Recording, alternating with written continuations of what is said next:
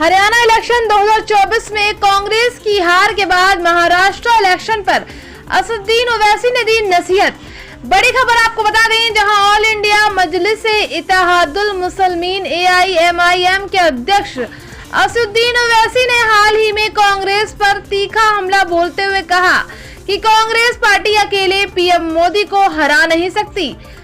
विकाराबाद की एक जनसभा में ओवैसी ने कहा कि बीजेपी को हराने के लिए सभी ऑपोजिशन पार्टीज को एकजुट होना पड़ेगा। उन्होंने वक्फ संशोधन विधेयक पर भी चेतावनी दी। यदि ये कानून बन गया तो देश में सामाजिक अस्थिरता फैल जाएगी। ओवैसी ने हरियाणा चुनाव 2024 में कांग्रेस की हार पर भी तंज कसा और पूछा कि AIMIM के उम्मीदवार न होने के बावजूद कांग्रेस क्यों हारी। जानिए ओवैसी के इस बड़े बयान के पीछे की पूरी कहानी और इसका राजनीति पर क्या असर होगा। साथ ही ये भी जानिए कि महाराष्ट्र इलेक्शन 2024 में कांग्रेस के साथ अलायंस को लेकर क्या बोले ओवैसी। इस रिपोर्ट में देखिए विस्तार से। बचाना है। हरियाणा का इलेक्शन गलती से जीत गए मोदी, गलती से जीत गए।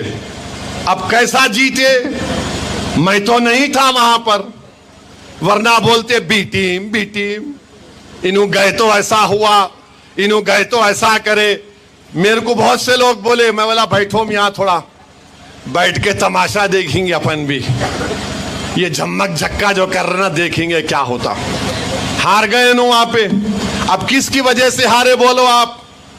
अब समझ में नहीं आ रहा इन लोगों को, हारने वालों को। अरे शेरवानी तो नहीं आई आपकी, सर पे टोपी दाढ़ी वाला नहीं आया भड़काऊ भाषण देने।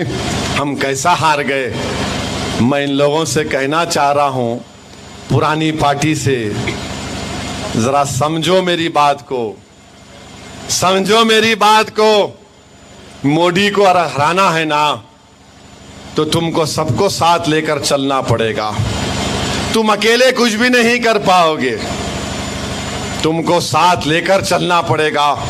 महाराष्ट्र में हमने कहा, इम्तियाज जलील ने खत लिख कर दिया कि आओ हम बात करने तैयार हैं, आप बात करिए। हम भी नहीं चाहते कि महाराष्ट्र में दोबारा शिंदे, फडणवीस और अजीत पवार की हुकूमत बने। हम नहीं चाहते, मगर आप बातचीत करो, करे तो अच्छा है, नहीं करेंगे तो मुझे भी तो अपनी पार्टी चलाना है ना।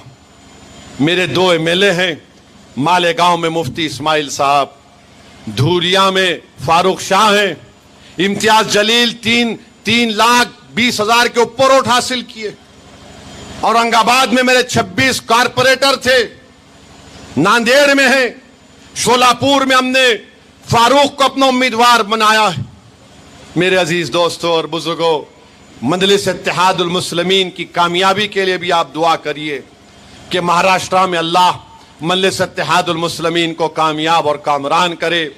मजलिस के अराकीन को अल्लाह MLA बनाए और MLA बनाकर इम्तियाज जलील की क़ियादत में ऐवान में जाए, ताकि अगर कोई चिटकुट, कोई टुक टुक बोलेगा तो उसको जवाब भी मिलेगा। इतने दूसरे भी MLA हैं मुसलमानों के, जीत के गए थे, मगर ये मजलिस को अल्लाह ने एजाज से नवाजा कि हमने एहतजाज किया। बहरहाल मेरा